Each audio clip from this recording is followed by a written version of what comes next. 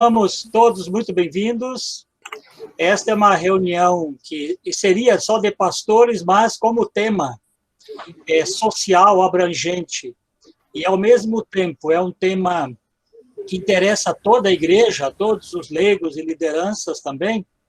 A gente abriu esse momento para toda a liderança do distrito e outros convidados a quem foi mandado o link e que aceitaram estar aí conosco. Então, a todos que estão participando, nossas boas-vindas. Nós já queremos, de antemão, agradecer ao pastor... Eli Miller está tomando chimarrão. Quem é o Eli Miller, pai? Antes de ler o currículo dele, eu vou fazer algumas orientações. Eu vou pedir que todos, então, desliguem seus microfones, especialmente na hora da palestra, que daí evitamos as interferências e os ruídos, legal? Nós pensamos assim, professor Ricardo, se você tiver outra orientação depois, pode fazê-lo. Queremos manter os microfones desligados durante a exposição da sua e que deverá durar em torno de 1 hora a nossa palestra, mais ou menos, tá? É nossa previsão, mas se tu tiver um pouquinho mais, também não tem problema. Quem está por aí à nossa disposição. O Lutero costumava pregar por mais tempo, né, do que 1 hora. Aí as pessoas caem da janela. Bom, se você é um bom herdeiro dele, nós aceitamos, não tem problema. Certo. Eu pensei assim, Ricardo, se tiverem perguntas durante a sua exposição, que os colegas escrevam no chat e depois, no final da apresentação, então, as perguntas serão lidas para a resposta, para não interromper durante a palestra. Pode ser assim? Perfeito. Tá? E depois também, se alguém desejar falar lá no final da palestra, não colocou pergunta no chat, mas deseja falar, se inscreva no chat também. Eu vou pedir ao pastor Horst, nosso secretário, que observe, então, a ordem de quem vai se inscrevendo para fazer perguntas ao palestrante sobre o assunto que tratamos. Ok? Pode ser essa dinâmica? Então, apresentando para todos vocês o professor e pastor Ricardo Willi Ritt, que é conhecido especialmente dos pastores em geral.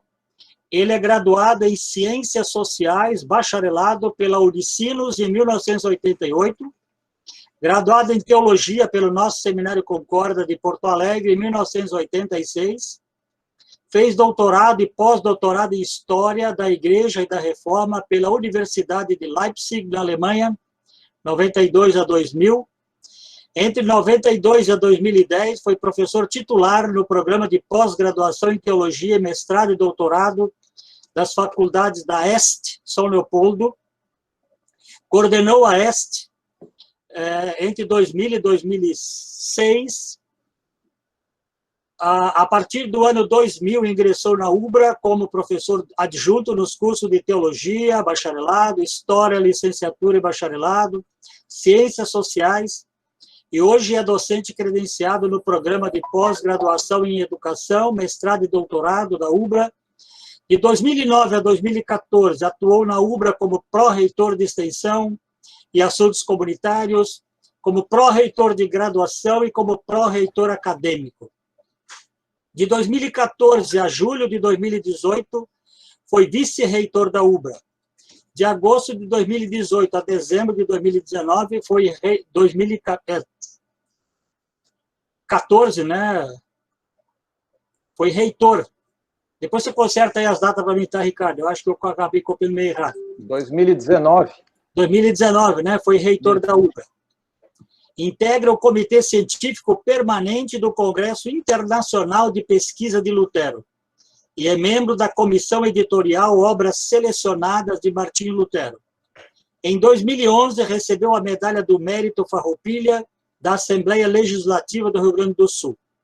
Hoje é professor na graduação, pós-graduação, orienta pesquisas, publica e integra associação e comitês científicos no país e no exterior, nas áreas de educação e estudos culturais, história moderna e contemporânea, História e pensamento da Reforma Protestante, ciências da religião e etnicidade. É casado casado com a Carmen e pai do Tobias e da Sofia.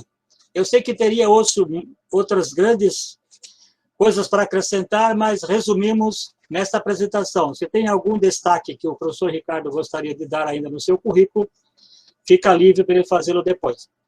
Antecipamos o agradecimento e já o justo viverá por fé, e Cristo está conosco para nos abençoar nesta noite, nos fazer crescer e fortalecer na nossa convicção de que nós somos servos de Cristo e 500 anos e tanto depois de Lutero continuamos servindo na sua igreja para a glória do reino de Deus.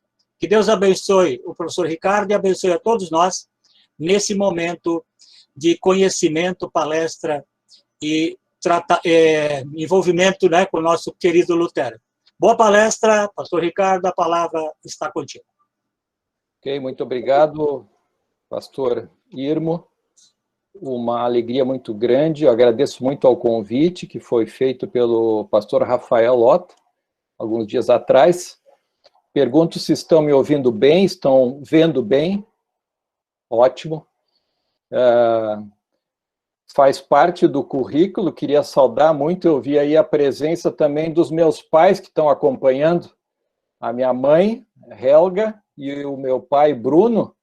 A minha mãe está com 80 anos e o pai com 83, e eles estão se virando muito bem com a tecnologia, né? Estão acompanhando aí o MIT. E aí muitos nomes conhecidos, rostos conhecidos também, que eu quero saudar nesse momento. Bom, o tempo é curto para um tema bastante vasto e profundo, então eu vou, desde já, passar ao assunto.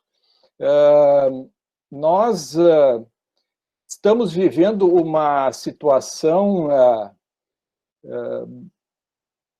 inesperada. Há alguns meses atrás, ninguém imaginaria que estaríamos vivendo no Brasil e no mundo o que estamos vivendo com essa pandemia. Para muitos de nós que nos acostumamos com um contexto cultural em que a medicina cada vez traz mais respostas, nós que somos pós-desenvolvimento da microbiologia, a partir do final do século XIX, nós que crescemos já ouvindo falar e levando os nossos filhos para serem vacinados, nós que conhecemos saneamento como ninguém na história da humanidade antes chegou a conhecer, nós que rapidamente estamos ampliando a expectativa de vida, e isso é um caso muito típico do Brasil, rapidamente, celeremente, a esperança de vida da população brasileira tem se ampliado em todos os setores, e isso também se verifica mundo afora. Nós somos surpreendidos a partir do final do ano passado, começo desse ano, com uma situação, e descobrimos, a partir das experiências às quais nós nos submetemos nos últimos meses, que temos muito em comum com gerações e gerações da humanidade que viveram essa situação. Por exemplo, há 500 anos atrás, as pessoas viviam em média 40 anos, e cada pessoa dessas passava por, no mínimo, 2 surtos de alguma epidemia. Se nós olharmos as crônicas das cidades dos anos do início do século XVI, vamos ver que a cada surto desses morria em média de 20% a 30% da população. As epidemias, principalmente a partir do século XVI, foram ensinando a humanidade a desenvolver certos recursos. O mais importante deles e fundamental para nós hoje em dia é o dos hospitais. Os hospitais vão ser desenvolvidos principalmente em decorrência das epidemias, a partir dos albergues que eram usados para peregrinos, para mendicantes que passavam pelas cidades. Então, em função disso, à medida que os meses iam passando, desde o início desse ano, eu me dava conta de muitas coisas que já havia vivenciado a partir de leituras, a partir da observação de obras de arte dos tempos iniciais da Reforma. E, principalmente do ponto de vista do comportamento humano, da vida humana, dos relacionamentos humanos, e do que diz respeito à vida cristã, todo um conjunto de aspectos que são muito próximos, muito semelhantes aos que nós estamos vivendo hoje. Então, essa palestra procura sistematizar um pouco esses aspectos, e eu agora vou compartilhar uma apresentação com imagens e abordar um pouco desses aspectos.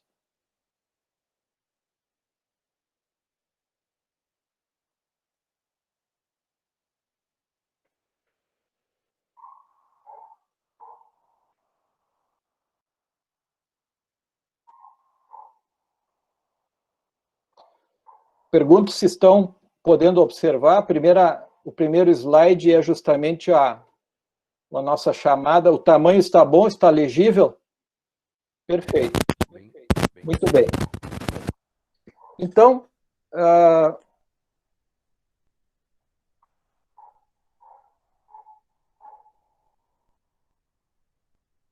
por volta de 1500, o ano do chamado descobrimento do Brasil, né, com muita frequência, nós tivemos surtos epidêmicos.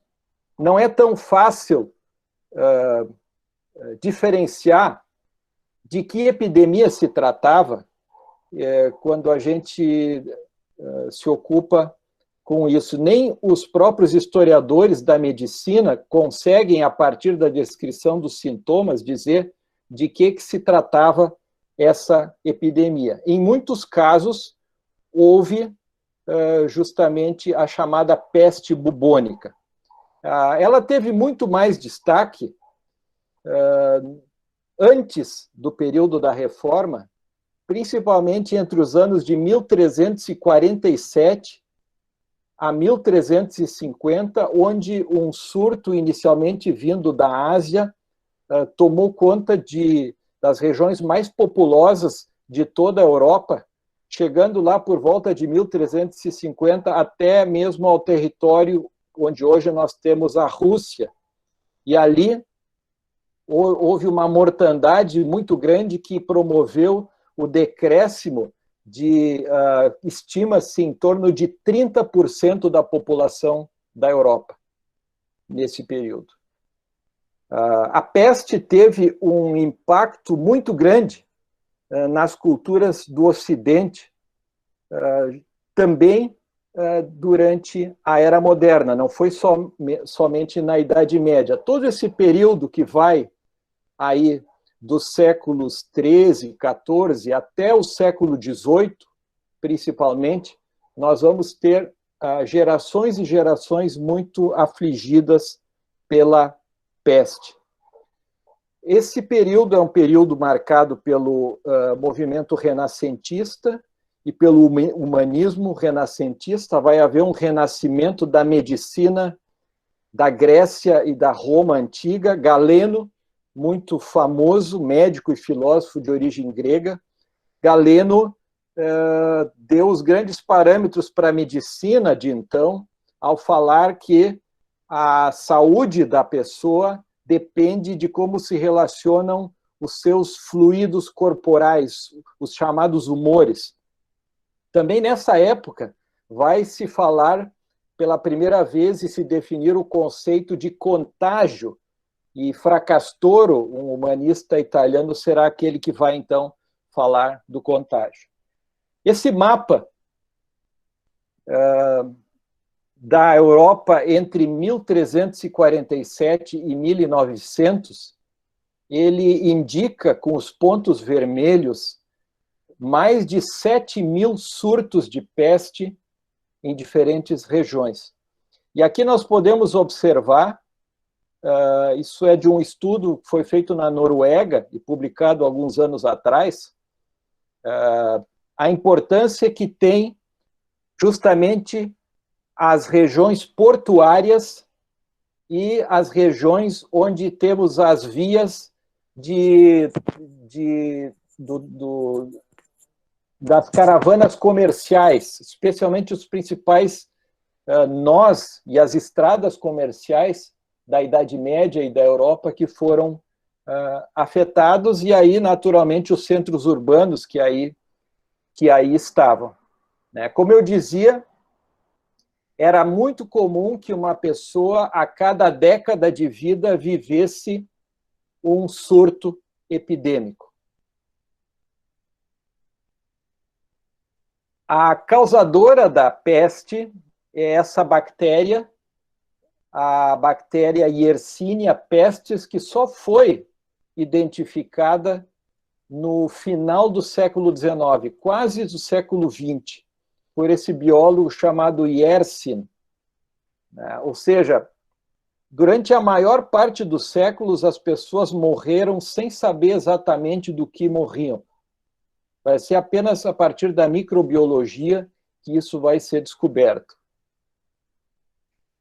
O Galeno, esse médico e filósofo romano, ele falava que a saúde da pessoa e também a doença estão relacionados a como interagem os seus fluidos corporais, que são o sangue, que está relacionado ao coração, o fleuma, que está relacionado ao sistema respiratório, a bilis amarela, relacionada ao fígado, e a bilis negra, relacionada ao baço. E esses fluidos, esses humores, eles têm diferentes qualidades.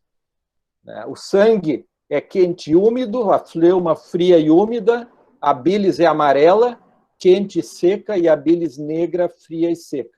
E as doenças, dentro dessa teoria médica, elas são causadas por um desequilíbrio entre esses fluidos, entre esses humores, que são produzidos, esses desequilíbrios, pela alteração acarretada pela alimentação. Então, vejam que já a medicina, na Idade Média, enfatiza fortemente esse aspecto da alimentação na relação com a saúde e com a doença. Eu dizia também que Girolamo Fracastoro desenvolveu, no século XVI, o conceito de contágio, sobre o contágio, as doenças contagiosas e sua cura, é um livro que ele escreve. Ele descreve contágio como um tipo de infecção que passa de um indivíduo ao outro por meio de seres vivos que se reproduzem. E essa definição, ela vai persistir praticamente até o advento da microbiologia no final, meados e final do século XIX. A peste bubônica, da qual nós estamos falando, ela existe ainda hoje. Isso é uma notícia recente, que relata de um morador da Califórnia, nos Estados Unidos, que teve testado positivo para peste bubônica.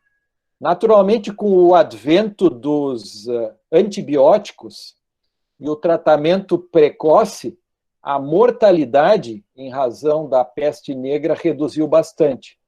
Mas nós não temos vacina até hoje para a peste negra. Esse é um aspecto importante a ser destacado.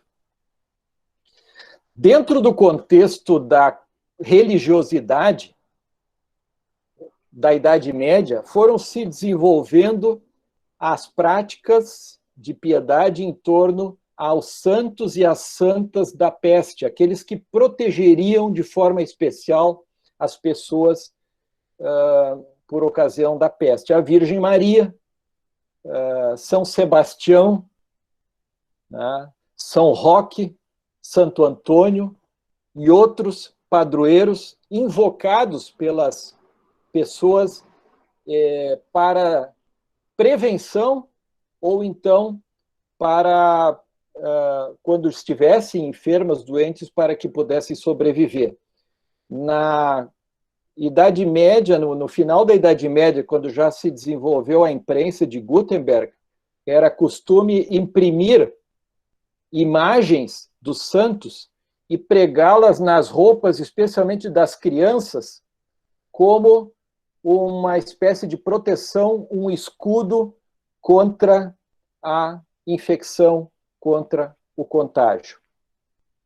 Esse período foi marcado por uma forte transição nas formas de religiosidade. Aquela mortandade do século XIV, em que morreram aí em torno de 30 milhões de pessoas num lapso de 5 anos, fez com que indivíduos perdessem, em muitos casos, todos os seus vínculos comunitários e familiares, aqueles que tivessem sobrevivido. Isso vai fazer com que a espiritualidade se desenvolva cada vez mais de forma individual, ou seja, modelos de espiritualidade mística, mais de cunho individual, vão se reforçar a partir de então. No início do século XVI, nós temos a Reforma Protestante, e a Reforma vai reorganizar muito da vida comunitária por toda essa influência que a Igreja e as organizações religiosas tinham sobre o conjunto da sociedade.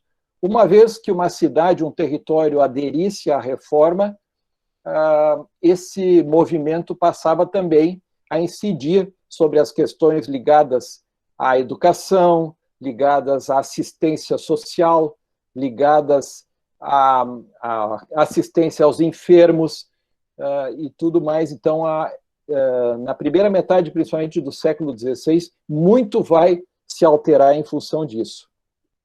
E uma das coisas que vai se alterar será a prática da invocação dos santos, no contexto influenciado pela Reforma. A gente pode observar, por exemplo, textos de orientação sobre como as pessoas deveriam se comportar em caso de epidemia, né, que tinham várias edições. Nas edições anteriores ao advento da Reforma, esse texto ainda fazia menção aos santos e às santas da peste. Nas novas edições, feitas para territórios que haviam aderido à Reforma, essa parte, então, era omitida e substituída por outros aspectos.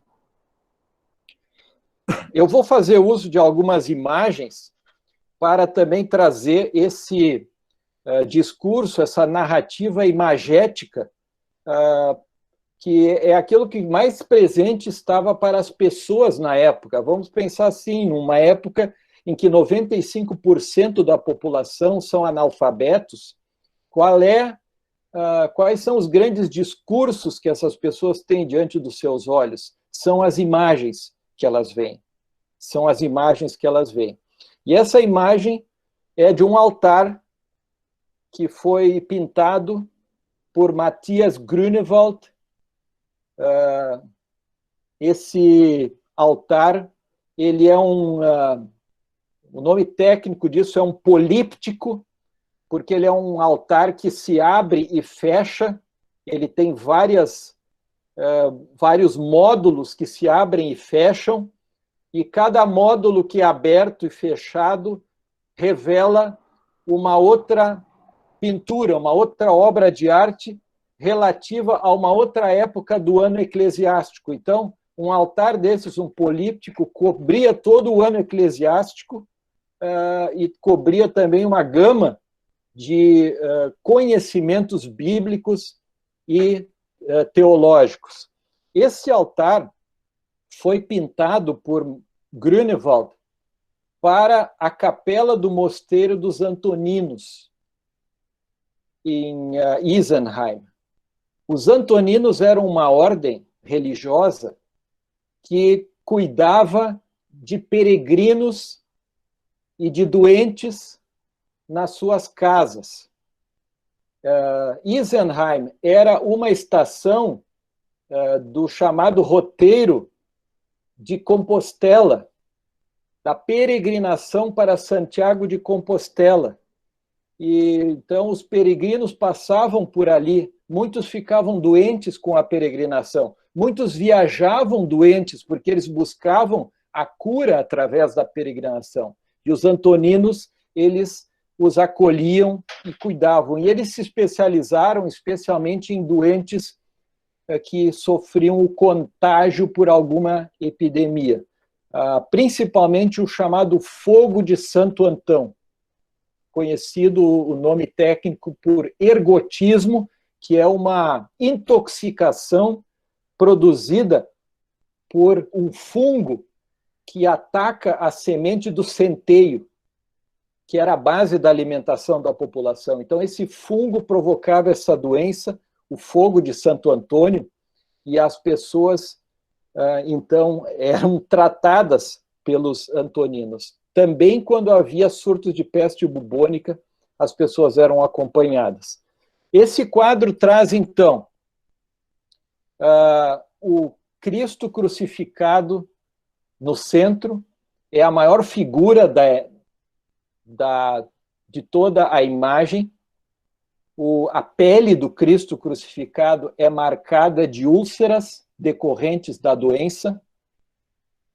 Tudo por trás é um fundo extremamente escuro, uma escuridão completa, que coloca o Cristo que morre pela humanidade no centro. Ao lado, nós temos a figura de João Batista, que é aquele que vem antes e aponta para o Cristo. Atrás dele está em latim as palavras: importa que ele cresça e eu diminua, né? A referência de João Batista ao Cristo que viria após ele. E, do outro lado da cena, duas mulheres e um homem jovem. Nós temos Maria, mãe de Jesus, em uma posição de desespero e contemplação, sendo amparada pelo evangelista João, e de joelhos, Maria Madalena, que é reconhecida, então, pelo pote com perfume da história em que ela lava os pés de Jesus. Na parte de baixo, o chamado retábulo, nós temos o Senhor morto sendo sepultado, e aí Grünewald, ele toma por referência o corpo de uma pessoa que morreu em decorrência da peste. Todos os sinais da peste, desde o escurecimento de partes do corpo, que era a parte também no altar mais próxima das pessoas, as pessoas que vinham à capela, doentes, enfermas, sofrendo. O que elas tinham mais perto de si era um Cristo que está, assim como elas, doente e sofrendo, e com a qual se identificam. Nós temos ao lado do altar um dos mais famosos santos da peste, que é São Cristóvão. São Cristóvão, que era um soldado romano e que foi executado com flechadas. Então isso pode se ver aqui no corpo dele, atravessado por setas, por flechas. São Cristóvão, essas setas são lançadas do alto por anjos, e essa era uma concepção que havia na Idade Média, de que a peste era originada como uma maldição divina, e a infecção se dava como que pelo lançamento de setas que atingiam e entravam, colocavam a doença para dentro do corpo das pessoas. São Cristóvão aparece aqui, um santo importante, padroeiro dos enfermos, e o Santo Antônio, o santo da Ordem dos Antoninos, que também se destaca. Santo Antônio tem atrás de si uma janela, essa janela está quebrada, e ali uma figura demoníaca assopra para dentro da janela de forma ameaçadora. Havia a compreensão também de que o contágio se dava através do ar ruim, do ar poluído, das manifestações de ar ruim. Então, isso o artista traz. Mas ele mostra em Santo Antônio uma figura serena. Santo Antônio aparece com uma barba dupla. A barba dupla é usada muitas vezes pelos artistas nessa época para o próprio Deus. Para o próprio Deus ela é usada. E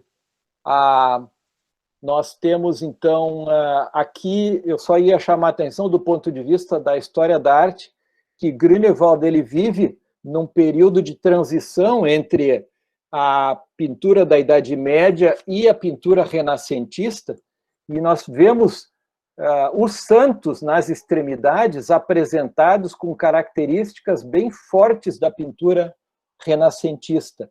E o quadro central reflete muito mais a pintura da Idade Média e da mesma forma o retábulo abaixo. Bom, o texto de Lutero que nós vamos analisar depois é um panfleto da peste. O que eram os panfletos da peste? Eram escritos feitos por médicos ou por teólogos ou por políticos que passavam orientações para as pessoas sobre como enfrentar e como subsistir em uma situação marcada por uma epidemia. Principalmente, como formular juízos éticos acerca do comportamento numa situação de pandemia. E esses panfletos, existe uma enormidade deles. No início do século XX, um pesquisador alemão catalogou mais de 2.700 panfletos da peste produzidos entre o ano 1400 e o ano 1700. E eles trazem, então, uma síntese muito importante de como se vivenciava esse aspecto. O escrito de Lutero se enquadra dentro dessa categoria. A imprensa de tipos móveis, que havia sido desenvolvida a partir de 1450, ela deu um impulso enorme para a divulgação dos chamados panfletos da peste. E eles trazem uma combinação de discursos médicos, discursos filosóficos, discursos teológicos sobre os corpos e as almas que estão sujeitos à peste. E ensinavam práticas culturais acerca de como se comportar coletivamente. Também existe um conjunto importante de referências bíblicas relacionadas a epidemias e à peste. Uma delas é a do livro do Apocalipse de João, quando fala dos 4 cavaleiros do Apocalipse. Os cavaleiros do Apocalipse, eles são aqueles, um deles que traz, então, a guerra, o outro traz a peste, o outro traz a fome, e, por fim, o 4º cavaleiro do Apocalipse é a morte. Esse é uma das gravuras mais famosas dos 4 cavaleiros do Apocalipse, de Albrecht Dürer, um contemporâneo de Lutero, grande humanista e artista. Então, nós podemos ver bem à esquerda o cavaleiro que traz um arco e uma flecha é a peste, porque justamente o contágio se dá através das flechas que são lançadas. O outro cavaleiro que segura a espada representa a guerra.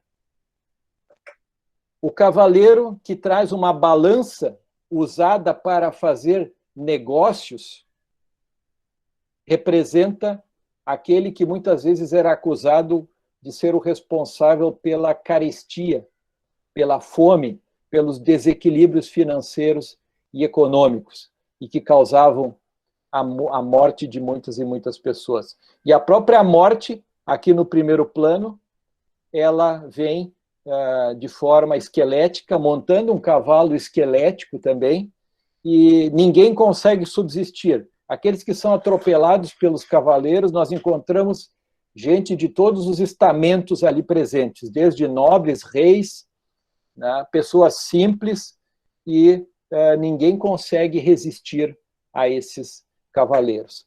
É muito impactante isso, porque, de uma forma geral, guerra, peste e fome andam juntas no contexto da história da Europa nessa época, e é o que as populações nativas da América Latina, a partir dessa mesma época, começarão a viver também. Vão morrer pela peste, porque não tem resistências contra as doenças trazidas pelo branco, me refiro aos povos indígenas, vão morrer pela fome, porque serão escravizados e terão o seu modo de vida desestruturado, e vão morrer pela violência, pela guerra. Esse aspecto, então, começa a ser vivido também no contexto latino-americano. A história de Jó e do sofrimento de Jó é um tema bíblico muito relacionado à peste. Aqui nós temos uma ilustração do século XI, uma miniatura feita em um exemplar do Codex Sinaíticos Grecos, um exemplar da Bíblia grega, da Septuaginta, ilustrada por um monge que mostra, então, Jó completamente nu, coberto de feridas escuras, ou seja, ele é apresentado como um pesteado, né? E mostra a mulher de Jó cuidando dele à distância para evitar o contágio. Ela usa uma vareta para alcançar para ele o alimento. Então, isso mostra a característica, então, do doente e a forma como ele é tratado, e, ao fundo, os amigos de Jó o ridicularizam por causa da sua postura. Duas outras obras de arte também que trazem e relacionam a história de Jó, de um pintor flamengo chamado Mandin, a ridicularização de Jó, que mostra um grupo de bobos da corte e tolos ridicularizando Jó, que está no centro da cena, e aqui uma pintura de Albrecht Dürer, que mostra Jó sendo tratado, sendo cuidado pela sua esposa como enfermo, essa pintura ali por volta de 1500.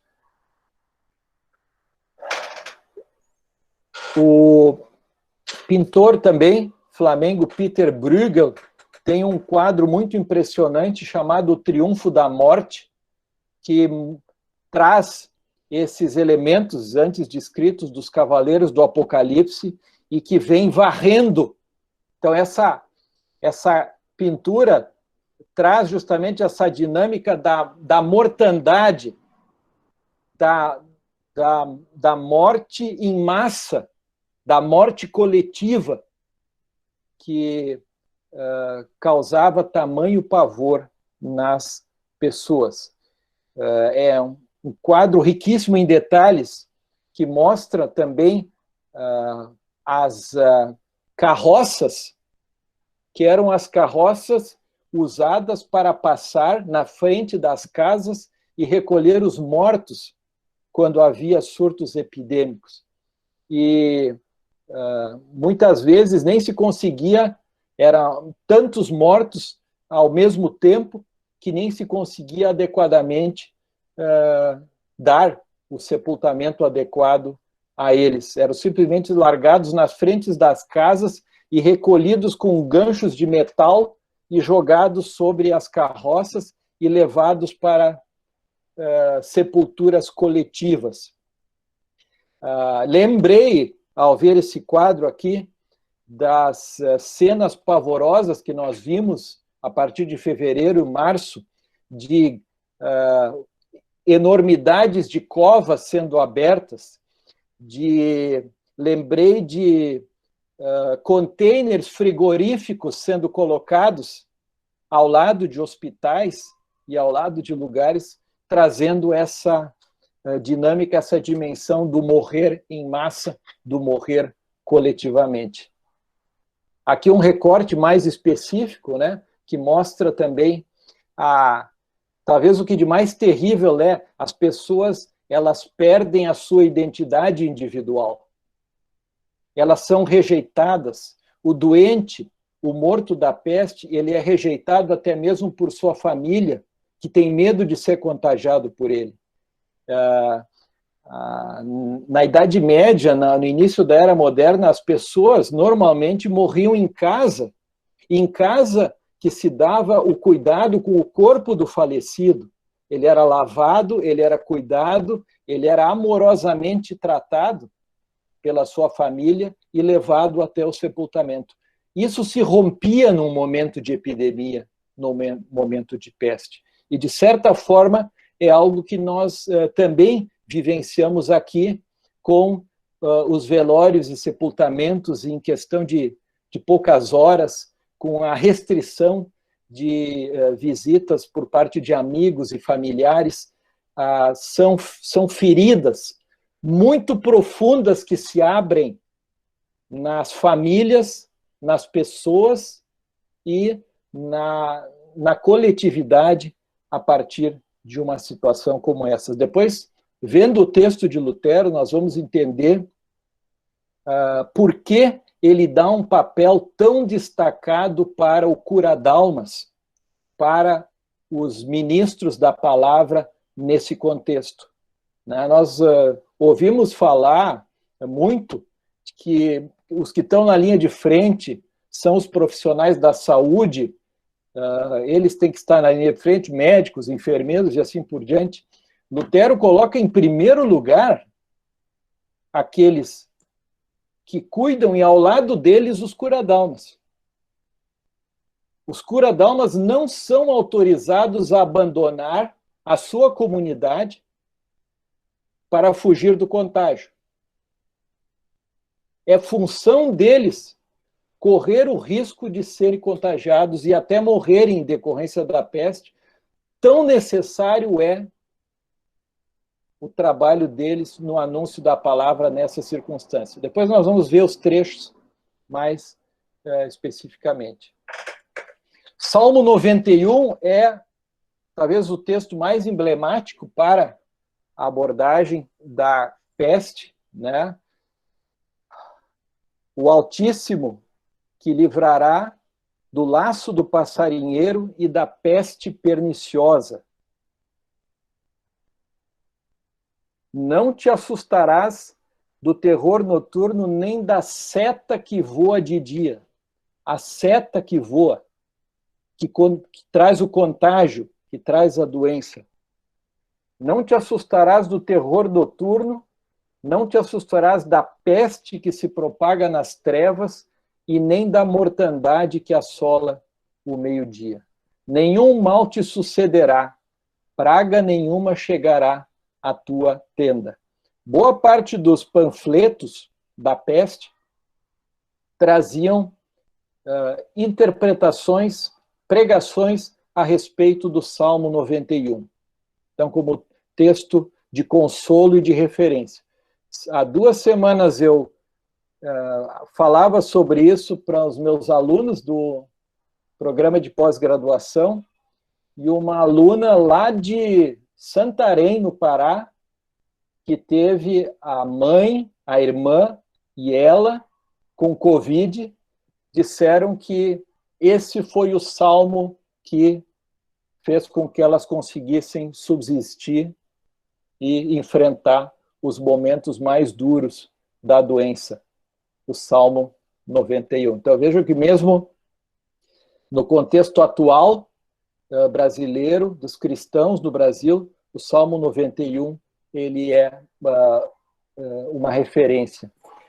E um dos reformadores, Andreas Osiander, publicou, então, em 1533, um panfleto da peste intitulado Como e para onde um cristão deve fugir da terrível praga da pestilência, uma prédica sobre o Salmo 91. Então, aqui nós temos esse reformador que se destaca muito. Osiander também vai ser das poucas vozes que vão defender os judeus nessa época como minoria perseguida em situações de epidemia.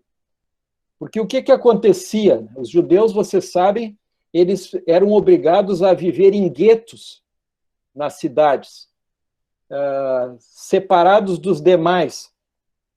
E os judeus, vocês sabem, a partir do contexto do Antigo Testamento, eles têm no seu cotidiano uma série de lavagens rituais. Eles se lavam quando chegam em casa, eles se lavam ao sair, eles se lavam para o Shavat. As lavagens rituais fazem parte disso. Então, nós tínhamos, numa cidade de fins da Idade Média, um grupo com uma situação de higiene e saneamento muito diferente da maioria que vivia nessa cidade com péssimas condições de saneamento. Então, surtos da peste afetavam menos a minoria judaica nas cidades. Consequência, como morria menos gente, surgem as teorias conspiratórias de que eles seriam os responsáveis pela epidemia. Eles estariam envenenando o ar, eles estariam envenenando as águas. E aí, geralmente, os surtos epidêmicos eram acompanhados dos chamados pogroms, que eram as perseguições e assassinato de famílias de judeus, ou então expulsão dos territórios. E Andreas Osiander escreve e defende os judeus em relação a isso, em relação à acusação de que eles estariam envenenando as águas. Então, um pouco do que eu me referia antes, né? A epidemia. A epidemia, ela afeta e impacta profundamente a humanidade das pessoas. A epidemia, ela perturba a linguagem, ela perturba a comunicação, ela perturba o relacionamento entre as pessoas. O contato interpessoal é afetado. A comunicação, que é fator básico de entendimento entre as pessoas, se transforma numa ameaça, um fator de risco. Relacionamento vira fator de risco. As medidas de combate à epidemia impactam as relações entre as pessoas. Isolamento social impactam o comportamento coletivo e a pessoa perde substancialmente em termos de interação com as outras pessoas. E essa é uma experiência extremamente dolorosa. Essa é uma experiência que marca profundamente as pessoas. Vejam, então, o corpo se transforma num meio que compartilha e que comunica a doença e a morte através do contágio. Sentir medo, adoecer, morrer coletivamente é algo que leva, então, as pessoas a falar, a cantar, a desenhar, a esboçar, a construir.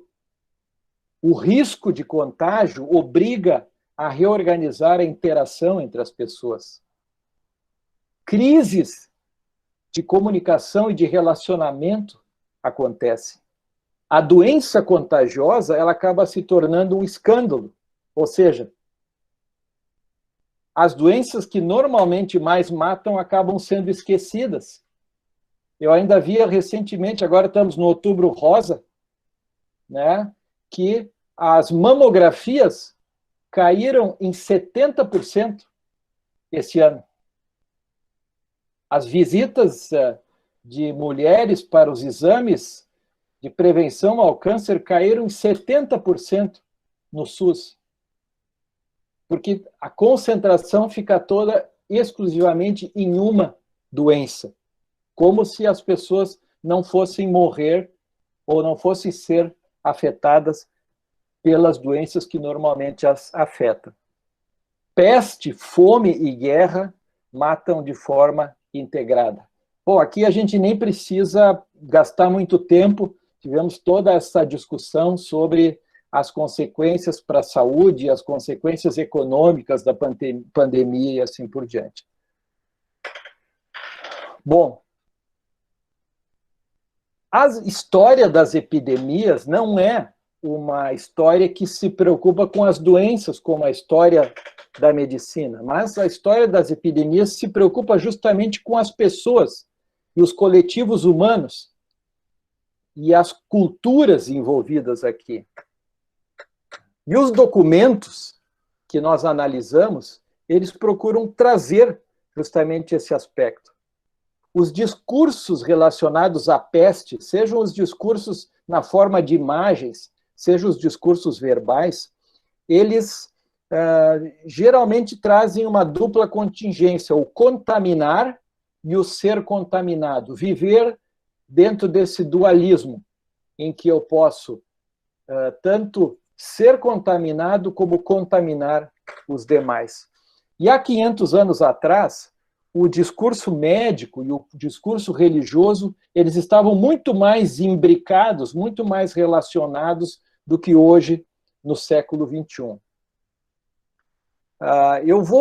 Estou olhando aqui para o tempo, eu tenho cerca de 15 minutos ainda, 15, 20 minutos, então essa parte aqui eu vou passar um pouco mais rápido, é mais uma questão de ênfase metodológica da abordagem, que grupos que a gente procura analisar na história das epidemias, né, com destaque para os enfermos, com destaque para os assistentes aos enfermos, médicos, familiares que cuidam dos enfermos, um grupo terceiro, o grupo das autoridades políticas, e o quarto grupo dos atores interessados nas epidemias, que não estão diretamente vinculados à cura e ao tratamento dos pacientes, mas que os acompanham no contexto mais geral, e aqui entram principalmente as instituições religiosas.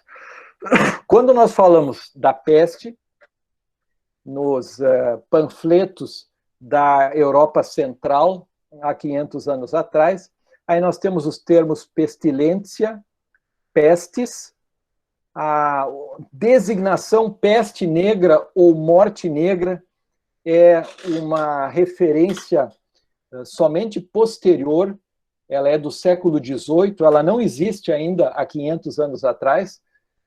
Nos textos que eu li para preparar essa exposição, em língua alemã do século XVI, nós temos principalmente os termos pestilens, o termo brechen, que a gente poderia traduzir por quebranto, né? E os que Lutero usa em grande medida, grosses Sterben, né?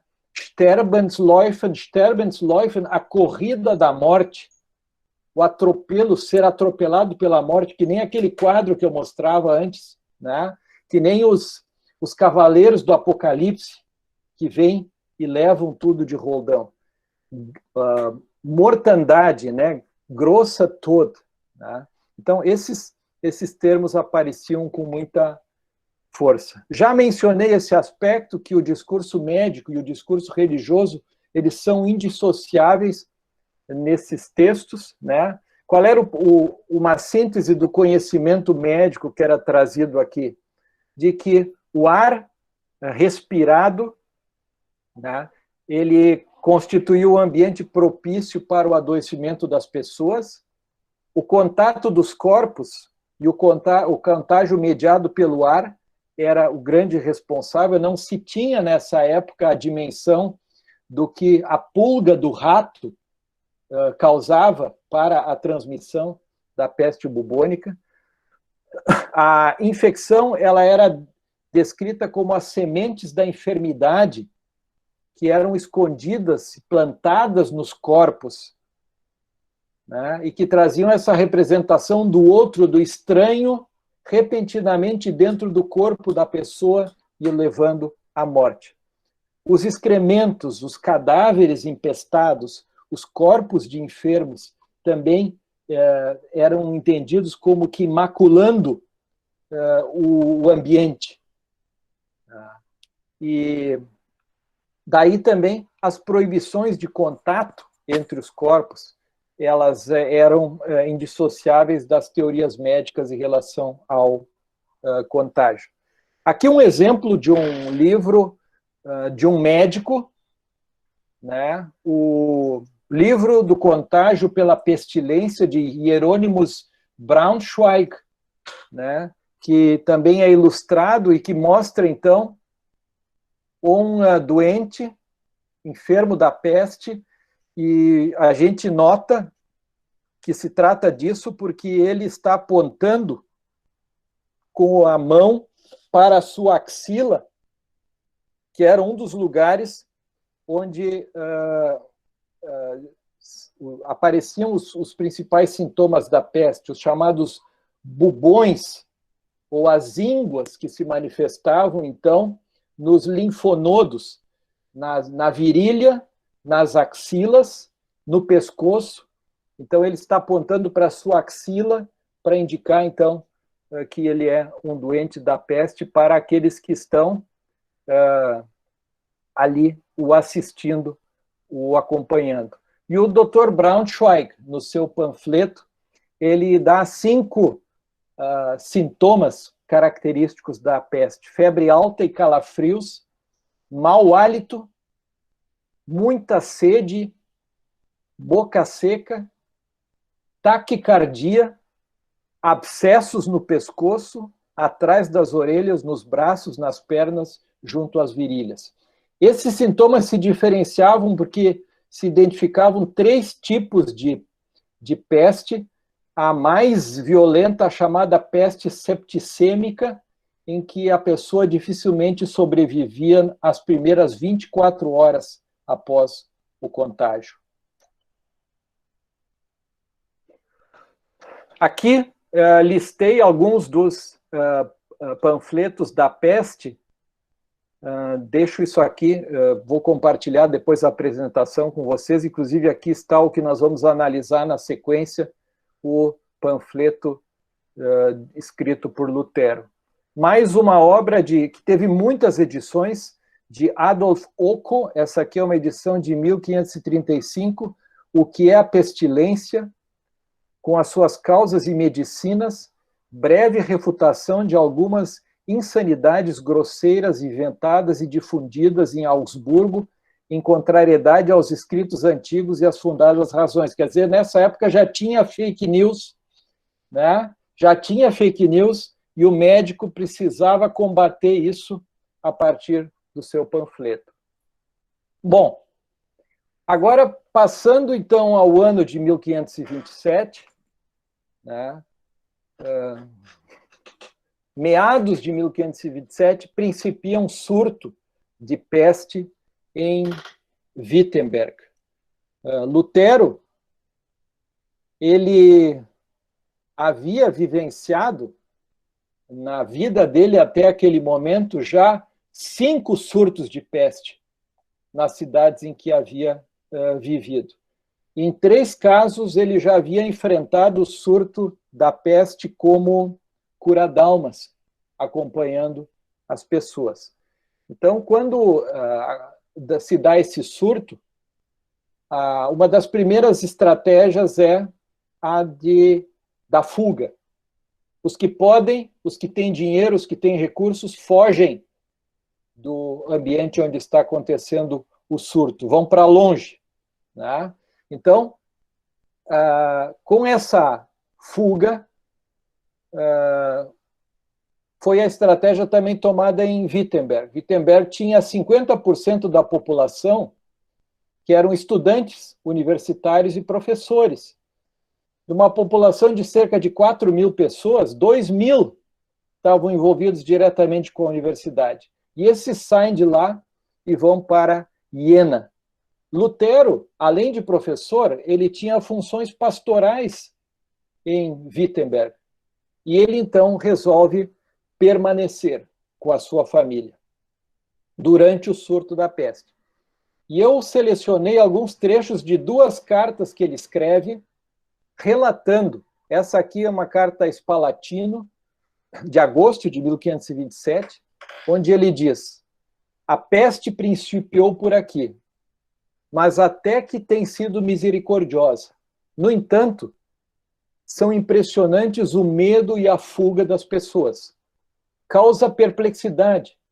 Jamais havia visto tamanha monstruosidade de Satanás, pois ele aterroriza tanto. Sim, ele se alegra tanto em tornar os corações acovardados. Isso é claro, a fim de conseguir dispersar e arruinar esta universidade singular, a qual ele não sem razão odeia mais do que todas as outras. Então esse é o comentário dele.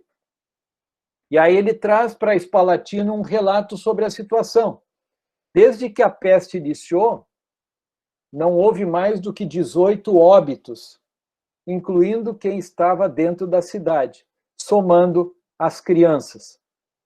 No subúrbio dos pescadores, ela foi mais violentamente raivosa. No nosso bairro, não houve ainda mortes, mesmo que todos os mortos estejam sendo sepultados aqui. O cemitério, depois vou falar sobre isso, de Wittenberg, ficava bem no centro da cidade.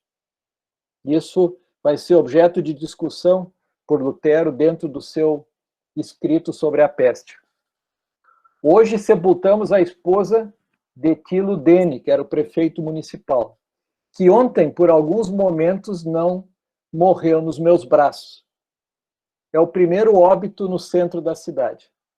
Aqueles 18 sepultamentos aconteceram à minha volta. Muitos outros voltariam a estar saudáveis se tomassem a medicação. Lutero chama atenção na carta que muitas pessoas negligenciam a medicação que é prescrita para elas. Muitos são tão limitados que desprezam a medicação e morrem sem motivo.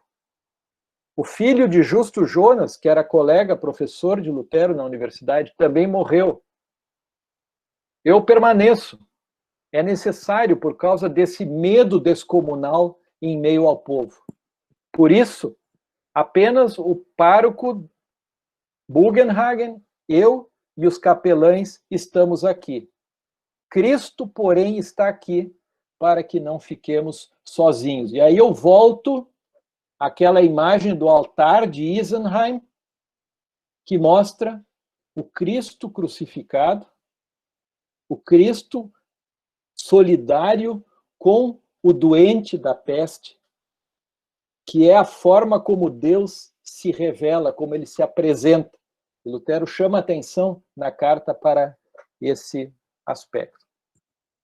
E aqui eu selecionei um trecho de uma carta, já no período final do surto, em que Lutero escreve para Nicolau von Amsdorf, onde ele diz o seguinte: eu mesmo, que até o momento tive que consolar a todos, careço de todo o consolo. Somente por isso peço, e peças comigo também, que meu Cristo faça comigo o que quiser. Apenas que me guarde de vir a tornar-me ingrato e um inimigo daquele que até o momento preguei e honrei com tamanho afinco e entranhamento, ainda que tenha ofendido com muitos e graves pecados. Satanás quer receber um novo Jó. E aqui aparece, então, a tradição bíblica em torno a Jó no contexto da epidemia. Nessa mesma carta, ele apresenta a sua casa como um hospital. Minha casa transformou-se aos poucos em um hospital. Ana, esposa de Augustin, contraiu a peste, mas recuperou-se. Margarete nos assustou por causa de um abscesso suspeito e outros sintomas, mesmo que também ela recuperou a saúde. Temo demais por minha esposa, às vésperas de dar à luz, pois o meu filhinho João há 3 dias está enfermo, nada come e passa mal. A Catarina estava grávida da segunda filha do casal, da Elizabeth, e tinha o João, que tinha nascido há um ano antes, tinha um pouco mais de 1 ano de idade. Ele nada come e passa mal, dizem ser a dor do nascimento, dos dentes, mas acredita-se que ambos correm grande risco. Isso porque a esposa do capelão Jorge, ela própria, prestes a dar à luz, foi acomedida da peste e já se tenta, de um ou outro modo, salvar o bebê. Aí se fez uma cesárea forçada, no caso dessa mulher, mas não se conseguiu mais salvar a criança, então, em decorrência disso. Então, vejam essa circunstância da casa dele. A casa transformada em um hospital. Por isso que no escrito dele, posteriormente, ele vai fazer um indicativo para as autoridades e para a coletividade como um todo, no sentido de que se organizem essas estruturas na cidade para enfrentar da melhor maneira isso. E aqui aparecem, né, no altar da igreja de Santa Maria em Wittenberg, no retábulo, na pintura tão conhecida, né, que traz o Cristo crucificado no centro, traz o pregador, Lutero, apontando para o Cristo crucificado, e traz do outro lado a comunidade reunida, justamente a Catarina, no primeiro plano, com o Joãozinho, né, o filho mais velho de Lutero. Bom, nós temos aí praticamente 1 hora já de fala e eu recém agora cheguei no escrito. Essa parte ela é mais rápida porque eu simplesmente selecionei algumas partes. Esse é um texto que não está disponível em português. E eu fiz a tradução, então, do alemão do século XVI, de partes assim mais importantes, que eu não vou precisar explicar muito, porque o contexto dentro do qual se inserem essas palavras, eu procurei trazer até o momento. Então, eu vou pedir licença para passar de forma mais rápida esses destaques, né? Aqui vocês têm a capa da primeira edição de 1527. O título, Ob man vor dem Sterben fliehen möge, será permitido fugir ao risco de morte? O fugir está relacionado aqui a um ditado usado em tempos de peste. Fugir rápido, ir para longe, voltar tarde. Esse era o primeiro ditado que vinha à lembrança quando irrompia um surto. E o texto de Lutero toma por referência justamente de que maneira eu formulo, como cristão, um juízo ético em relação a isso. Eu posso fugir? Eu devo fugir? Eu não posso fugir? Eu preciso ficar? São as questões com as quais ele vai se ocupando.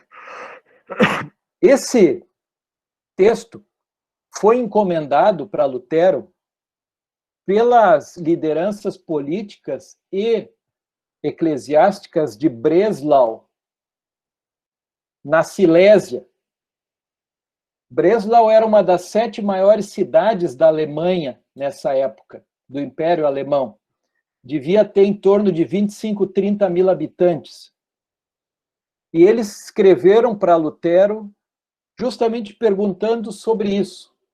É permitido fugir da peste? E Lutero recebeu essa demanda em 1525. Ele não conseguiu atender. E ele começa a atender justamente em 1527, quando irrompe o surto da peste em Wittenberg. A universidade se desloca para Iena, na região da Turíngia. Metade da população de Wittenberg se desloca para lá. E aí Lutero, ao longo de 4 meses, vai escrever esse texto. Ou seja, ele vai ter uma escrita extremamente quebrada, mas, ao mesmo tempo, uma reflexão teológica e uma reflexão existencial com a coisa toda acontecendo e com ele desenvolvendo as suas funções. Por isso que esse texto é muito interessante. Ele é um texto muito marcado por... a gente vê que ele não está bem acabado em todas as partes, porque ele foi escrito assim, aos solavancos, no meio de todos aqueles desafios e afazeres que se vivia. Tá? Então, eu simplesmente vou ler aqui os trechos que eu destaquei. Eles não são muito extensos, e aí vocês, depois, na parte das perguntas e comentários, se quiserem, eu posso retomar e reagir a algum deles. Então, resumindo de forma breve e exata, fugir da peste e da morte tem ocorrido de 2 maneiras. A primeira, contra a palavra e o mandamento de Deus. Por exemplo, quando alguém está comprometido por causa da palavra de Deus e a nega ou rejeita, a fim de fugir ao risco de morte. Nesse caso, cada qual tem uma ordem e mandamento de Cristo, de que não deve fugir, mas preferivelmente deve morrer. Mateus 10. Aqueles que ocupam um ministério religioso, como pregadores e cura-d'almas, têm o compromisso de estar e permanecer em emergências, com o risco de contaminação pela peste e a morte. Pois durante a peste, o ministério religioso é o que se faz mais necessário, a fim de que as consciências sejam fortalecidas e consoladas com a palavra de Deus e o sacramento, e a morte seja superada na fé. A superação da morte na fé. Com relação às autoridades políticas, também tem obrigação de permanecer aqueles que ocupam ofícios públicos, como prefeitos, juízes e semelhantes. Pois é um pecado muito grande deixar toda uma comunidade a qual alguém tem o mandato de prover, sem cabeça e governo, correndo todo tipo de risco, como fogo, assassinato, rebelião. Deixa eu voltar aqui que houve uma... Só um instantinho.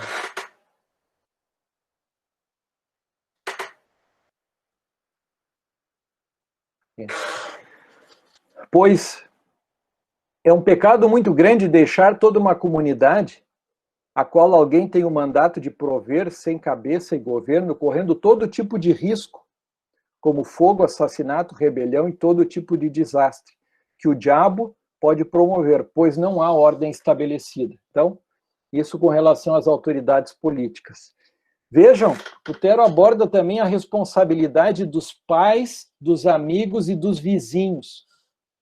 Na ausência ou na indisponibilidade de pais, os tutores e pessoas do círculo de amizade mais próximo têm o dever de permanecer com seus amigos. Ou devem, pelo menos, cuidar com diligência para que alguém os substitua na assistência aos amigos enfermos. Nenhum vizinho pode fugir se não houver pessoas que assistam e cuidem dos enfermos em seu lugar. Nesses casos, vale temer acima de tudo a palavra de Cristo em Mateus 25. Estive enfermo e não me fostes visitar. Por esta palavra estamos todos ligados, de modo que ninguém pode abandonar o outro em sua necessidade, mas tem o compromisso de estar a seu lado e ajudá-lo da mesma forma como gostaria de ser ajudado. Quem tem liberdade para decidir em relação a essa pergunta? É permitido fugir ou não? Quando não houver necessidade e estiverem disponíveis pessoas suficientes para cuidar e assistir quem não for necessário, ou acima de tudo, a quem os enfermos não quiserem, rejeitarem, então considero que há liberdade para decidir entre fugir e permanecer. E a questão dos fortes e dos fracos na fé nesse contexto da epidemia. Se alguém for corajoso e forte na fé, que fique em nome de Deus. Por certo, não peca por causa disso. Se alguém for fraco e temeroso, que fuja em nome de Deus, pois o faz sem negligenciar seu dever perante o próximo, mas viabiliza sua assistência e manutenção. Fugir da peste e da morte e salvar a vida é algo natural, implantado por Deus, e não proibido, caso não aconteça contra Deus e o próximo. Quanto a julgar os outros num contexto de epidemia, caso uma pessoa seja tão forte na fé, podendo de livre vontade sofrer por nudez, fome e necessidade, sem tentar a Deus com isso, mas não queira desvencilhar-se desta condição, mesmo podendo, também ela siga seu caminho, mas não condene a quem não faz ou pode fazer o mesmo. Ou seja, Lutero aqui critica na sua raiz o moralismo de determinados grupos dentro da coletividade.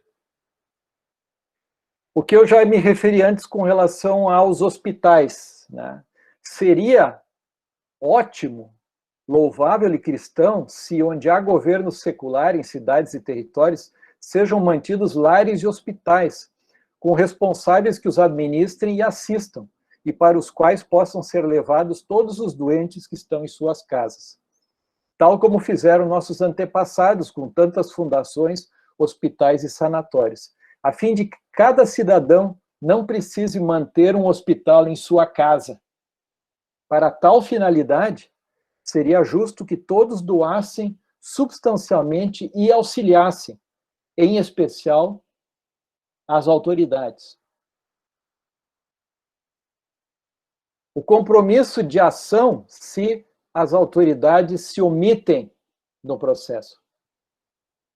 Porém, como não é assim, como nós não temos hospitais, ele está querendo dizer, pois apenas em poucos lugares isso ocorre, precisamos realmente nos tornar curadores hospitalares e cuidadores uns dos outros, sob o risco de perdermos a bem-aventurança e a graça de Deus. Quando a peste vem, aqueles que permanecemos devemos nos fortalecer e consolar, em especial os que estamos reciprocamente ligados, que não nos abandonemos e que não fujamos uns dos outros.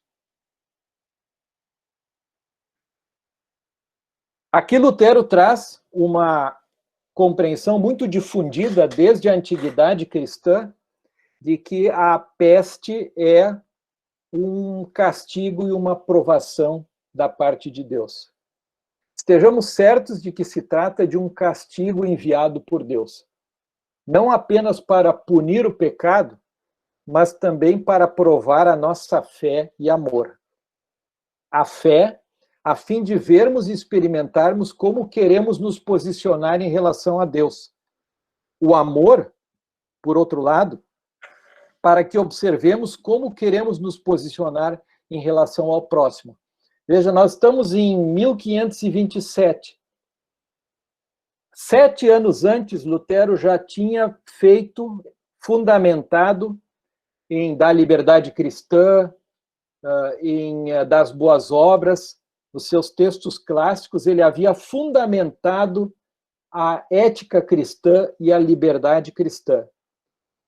Essa passagem aqui traz esse entendimento justamente aplicado para o contexto da epidemia. Então, nós temos aqui essa relação.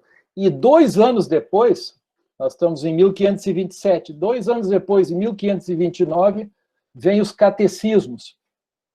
Catecismo menor, catecismo maior, leiam lá a explicação do primeiro artigo do credo, a explicação de vários dos mandamentos também. Ali nós vamos ter tudo isso já reelaborado, também agora a partir de mais uma experiência de um surto epidêmico em 1527. Na minha opinião, toda pestilência é trazida para junto das pessoas por espíritos malignos, a exemplo também de outras pragas, para envenenar o ar, que sopram sobre nós um hálito maligno, disparando com isso sobre a carne venenos mortais. Ainda assim, trata-se de consentimento e castigo divinos, aos quais devemos nos submeter com paciência e pelos quais somos movidos a colocar a nossa vida em risco pelo serviço ao próximo, como ensina e diz 1 João 3,16.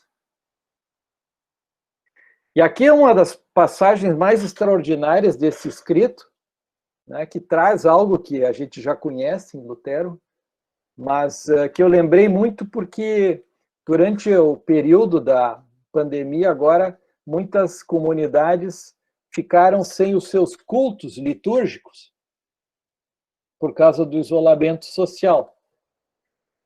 E aqui Lutero diz assim: a fidelidade a Deus nada mais é senão culto a Deus.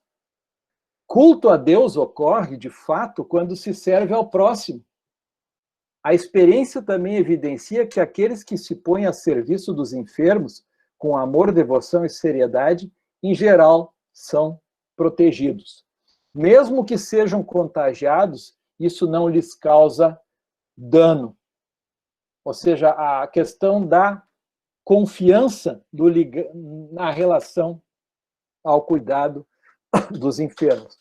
Por outro lado, se alguém cuida dos enfermos por ganância e por avareza,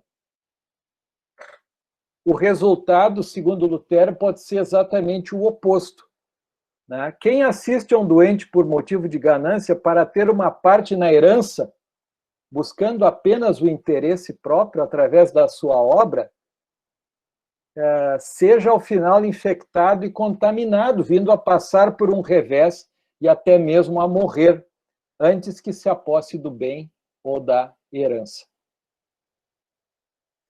Lutero, no escrito, também critica fortemente aqueles que desprezam a medicina, que desprezam a medicação, né? Que desprezam as determinações de distanciamento social. Por exemplo, ele diz: desprezam o uso da medicação e não evitam lugares e pessoas que tiveram a peste e delas se recuperaram, mas jogam e brincam com elas, querendo com isso comprovar a sua esperteza. Dizem que por ser castigo de Deus, caso ele queira proteger, então o fará sem medicamentos e sem esforço humano. Isso não significa confiar em Deus, mas tentar a Deus.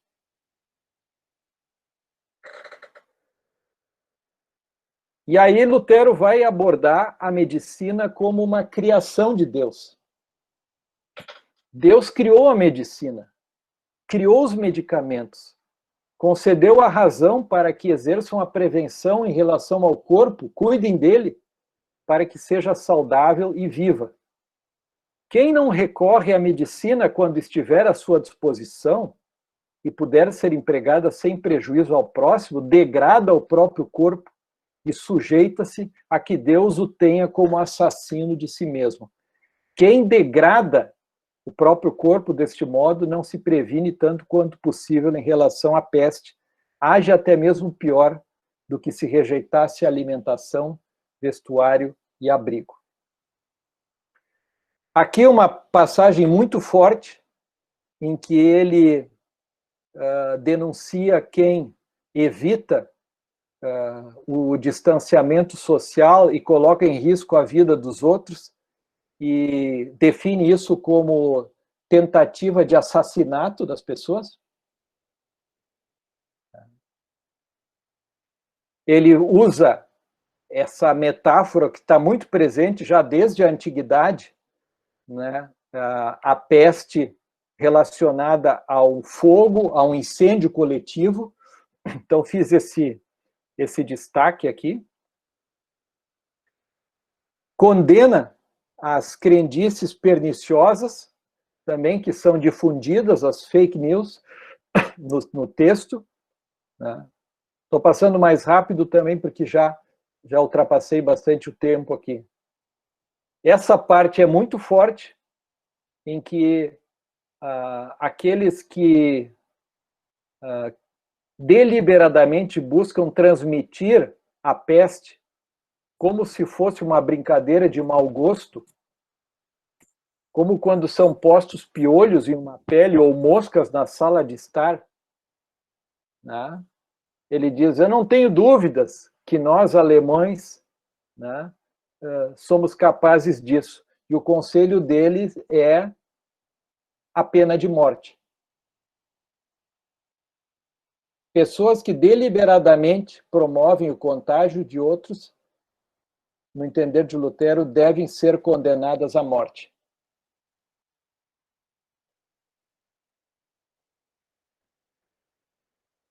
A questão do isolamento e da assistência, ele se baseia nos textos veterotestamentários com relação ao distanciamento dos leprosos. As medidas recomendadas por ele, de que o povo vá à igreja ouvir a pregação, e aí me chama muita atenção o que ele diz, aprender da palavra de Deus como devem viver e como devem morrer. Os cristãos devem aprender também como devem morrer a partir da palavra de Deus. Em segundo, que cada qual se antecipe e prepare para a morte, confessando-se, recebendo o sacramento, se reconciliando com o próximo e fazendo o seu testamento. Tem que deixar tudo organizado, né? Assim, se o Senhor bater a porta e as coisas se precipitarem, mesmo não havendo tempo suficiente, a alma será assistida e não será negligenciada. E a terceira medida que ele recomenda é que não se deve esperar demais para pedir a presença do capelão ou do cura-d'almas, principalmente não esperar que o enfermo entre em uma situação de inconsciência. Ou seja, a pessoa fica doente, os familiares ou os que estão cuidando logo deveriam chamar o cura-d'almas e o capelão. E aí vem o que eu comentei sobre o cemitério, eu não vou ler isso, ele só avalia a necessidade de transferir o cemitério do centro da cidade para a parte externa, e aí faz considerações sobre o cemitério como um lugar de devoção, né? Um lugar onde se vai e se permanece com devoção, e lá se faz a contemplação da morte, a contemplação do juízo final, da ressurreição, e se dedica à oração. O cemitério como um lugar honrado. E aí ele sugere, inclusive, que nos muros do cemitério sejam pintadas imagens e pinturas, sempre lembrando, né, 95% no mínimo analfabetos nesse contexto, eles leem por aqui. Bom, chegando ao final, eu só queria destacar que nesses quase 500 anos, múltiplas vezes foi reeditado esse escrito. Se nós olharmos aqui, ó, 1577, né, foi essa publicação. Não há dúvida de que aqui foi num contexto de surto epidêmico, 1577. 1836, a Europa, e aqui a Alemanha também, surto do cólera. Muita gente morreu de cólera nesse período. E aqui, uma publicação. Depois eu não consegui localizar hoje, mas eu já vi uma edição na 1920 gripe espanhola e agora em 2020 também uma publicação na reedição na Alemanha, Ob man vor dem Sterben fliehen möge, ou seja, a pregação de Lutero nesse escrito, para muitas e muitas pessoas, ela segue dizendo alguma coisa, em termos de consolo, em termos de orientação, em termos de referência. E aqui, de uma série de gravuras do pintor Gustav König, uma que mostra Lutero e os enfermos da peste, fazendo, então, a visita de cura d'almas e a ministração do sacramento. É uma gravura por volta de 1850, uma série que esse artista fez sobre a vida do reformador. Bom, seria isso que eu teria. Peço desculpas se eu passei do tempo, né? Mas queria ter trazido aqui também o texto, a fala de Lutero, né? E fico à disposição, né, para comentários, perguntas acerca do que foi apresentado aí. Obrigado por enquanto, pastor Ricardo. Não sei se você mesmo busca ali no chat, mas tem algumas manifestações no chat. Certo. O pastor Marcos Soy indica ali um livro que acho que todos que estão participando têm o chat, pode depois copiar por ali. Mas o pastor Clóvis Guedat, você está com acesso no chat aí, Ricardo? Sim, sim. Então eu deixo para você direto ali, tá? Ok, vamos passando aqui. Mas é o Clóvis Guedat que faz umas colocações que pede sua consideração.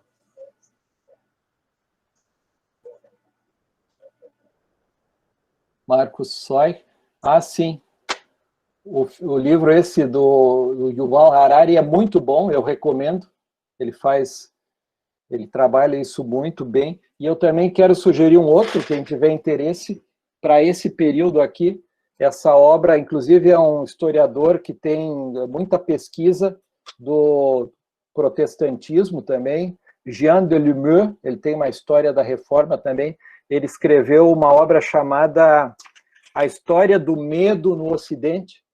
A História do Medo no Ocidente, de 1300 a 1800, e todo o capítulo 3 é sobre a peste, né? Então, ele também faz essa leitura dos textos aí. Obrigado pela indicação, pastor Marcos.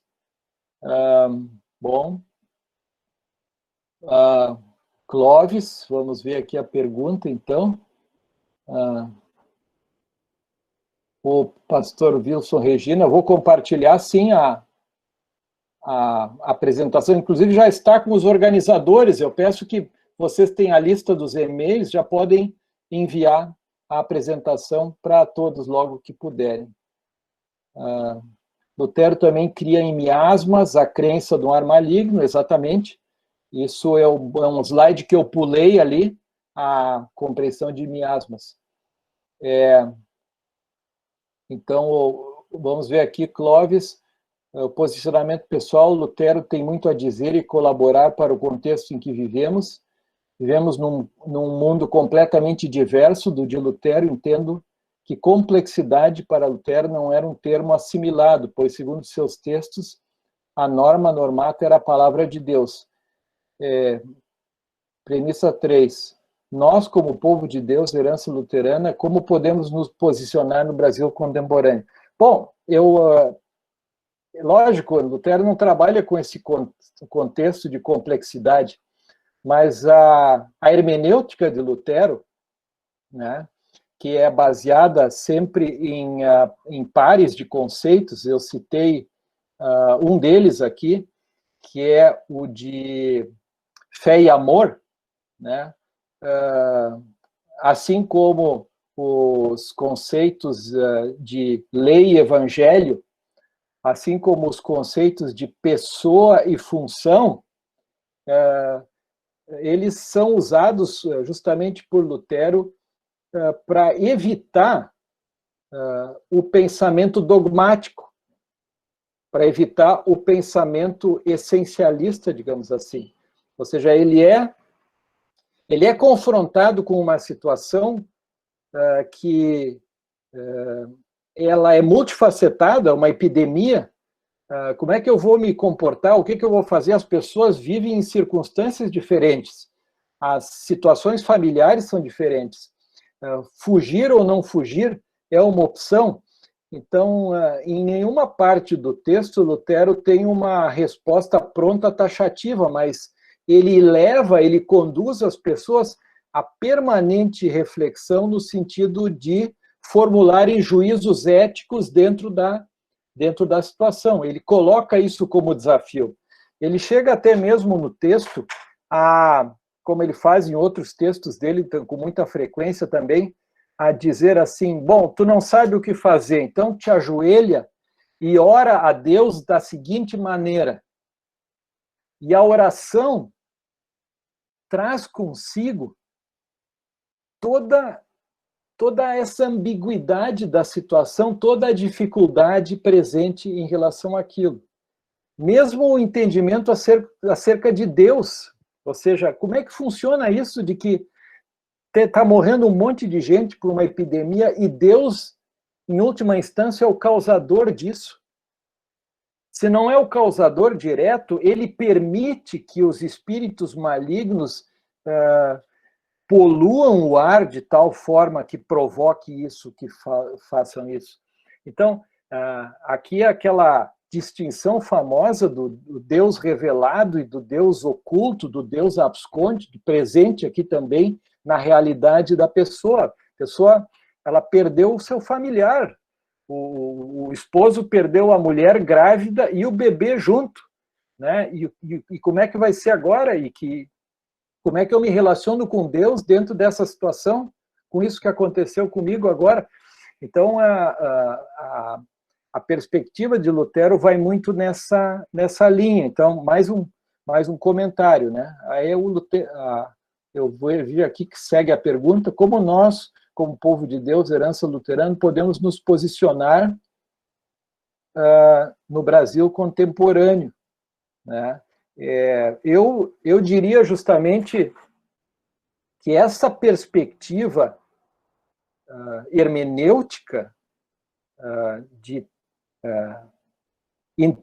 buscar entender o contexto e perguntar como nesse contexto se anuncia o evangelho, como nesse contexto as pessoas são acolhidas, e não a perspectiva dogmática que, em grande medida, é o que o meio evangélico tem feito no Brasil hoje, em relação à pandemia, principalmente, de forma dogmática, autoritária, impositiva, tá?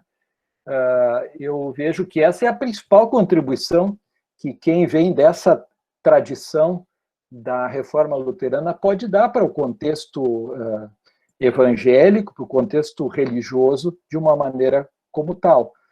E isso não é, naturalmente, um monopólio dos luteranos.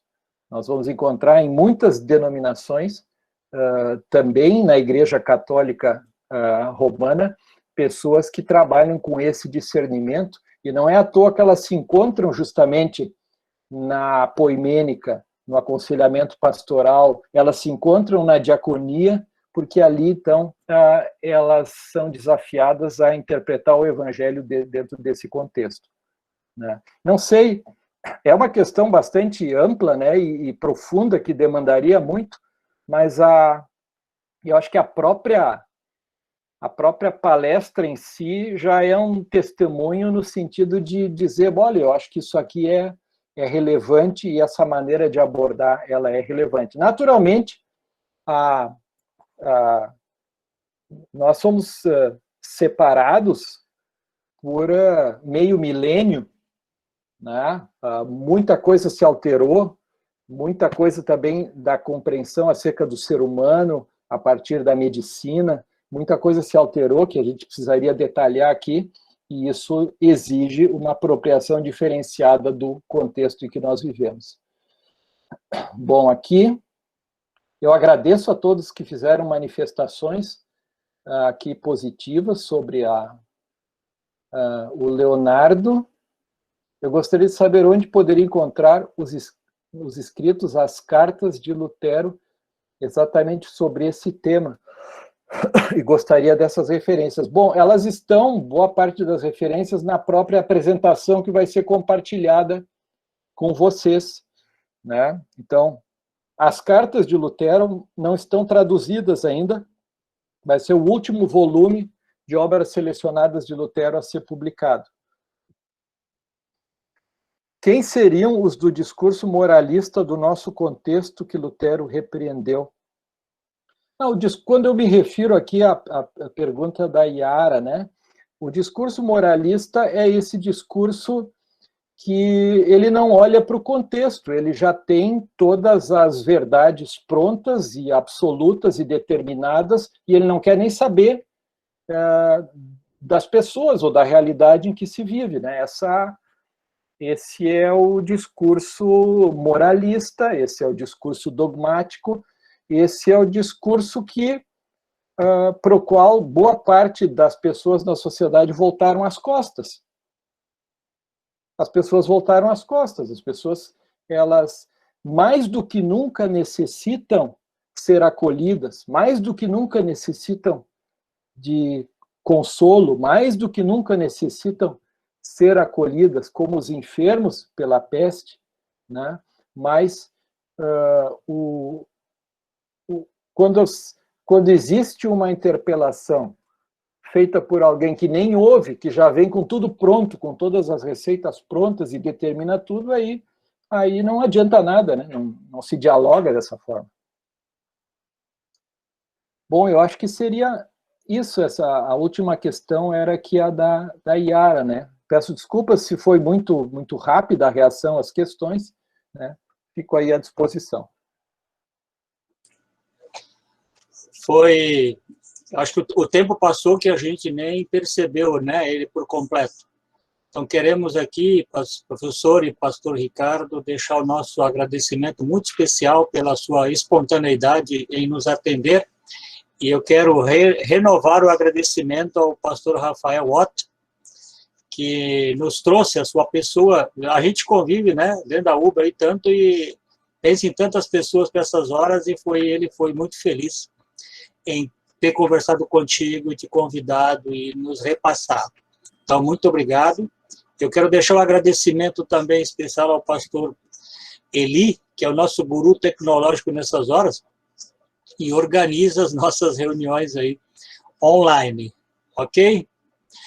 Agradeço os pastores de outros distritos, os leigos, e todos as senhoras que dedicaram o tempo para aprender, para, né, conhecer um pouquinho mais. Eu vi aqui nesse texto aquilo que está me chamando muita atenção na IELB, um foco de como fazer assistência social como cristãos, né? E essa pestilência, ela trouxe um desafio diferente para a igreja e fez com que as pessoas buscassem alternativas de servir o próximo de diversas maneiras, né? Até porque a saúde hoje está bem estruturada, não precisa muito de gente cuidando de doente, mas tem outras necessidades que se observou e se presenciou na sociedade que a igreja passou a atender. Então, parabéns a quem não ficou acomodado esperando o tempo passar, mas buscou enxergar o que eu posso fazer para amenizar e ajudar o meu próximo. Então, também Lutero aqui tem orientações fantásticas nesse sentido, né? E o pastor Ricardo deixou isso bem claro também nos textos. Tá? Agradecemos, pastor Ricardo.